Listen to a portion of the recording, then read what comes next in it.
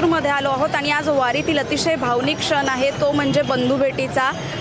संत ज्ञानेश्वर माऊली आणि संत सोपान काका या दोन्ही माऊलींची आज बंधुभेट होणार आहे। अतिशय भावनिक क्षण असतो, अक्षरशः वारकऱ्यांच्या डोळ्यातून पाणी पडतं, पाणावळं जातं, नयनरम्य असा हा बंधुभेटाचा सोहळा असतो। चला हा भेटाचा जो सोहळा आहे तो अनुभवूया।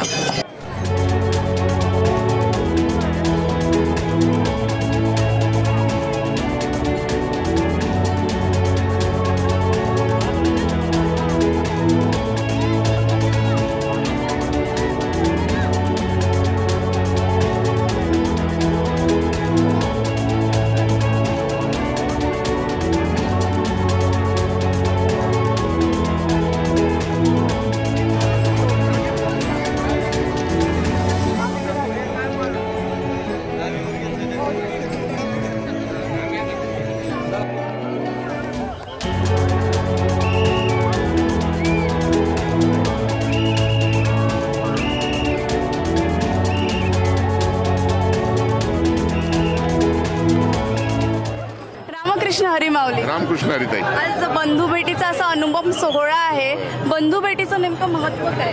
नाही, बंधुभेटीचं आता साधारण 750 वर्षापूर्वी 750 आणि 750च्या मध्ये माऊली ज्ञानेश्वर महाराजांनी कार्तिक वद्य त्रयोदशीच्या दिवशी आळंदी येथे समाधी घेतली आणि त्याच्याबरोबर 1 महिन्यानी सोपान काकांनी मार्गशीर्ष वद्य त्रयोदशीला त्याच 1 महिन्याच्या अंतराने समाधी घेतली।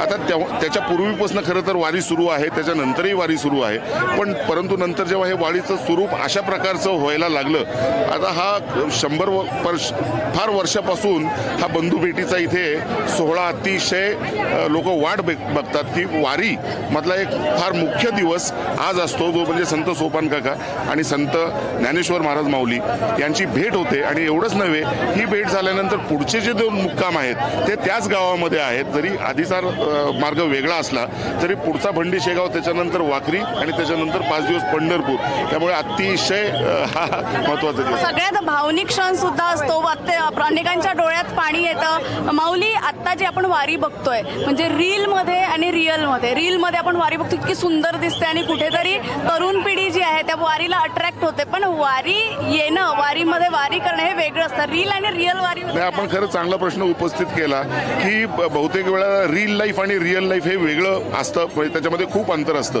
पण इथं जर प्रत्यक्षदर्शनी तुम्ही जर वारीचा अनुभव घेतला तर जे तुम्हाला रीलमध्ये दिसतं तेच रिअल वारीमध्ये आहे।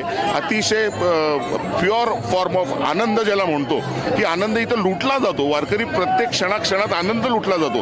त्या वारीच्या तंबूमध्ये जाऊन जेवण करणं म्हणजे सुद्धा एक आनंद आहे। सकाळी लवकर 3 वाजता उठून 4 वाजता तयार होऊन सकाळी माऊलींचा, सोपान काकांचा, इतर संतांचा काकडा होतो आणि 6 किंवा 6:30ला मार्गस्थ जेव्हा ज्ञानोबा तुकारामाच्या गजरात निघते, तो आनंद आहे। एक लक्षात घ्या, ही समतेची वारी आहे। ह्याच्यामध्ये गरीब श्रीमंत, जाती नाही, धर्म नाही, कुठलाही मत्सर नाही, हे सगळं आपण मागं ठेवून येतो। त्यामुळे हे जर मागं ठेवलं तर हा रोजचा सुद्धा आनंद होऊ शकतो। पण हे फार मोठं उदाहरण आहे की समता जेव्हा एकत्र येते, उंच नीच काही नेणे भगवंत तिष्ठे भाव भक्त देखून या, त्यामुळे फक्त भाव आहे इथे आणि प्रेम आहे।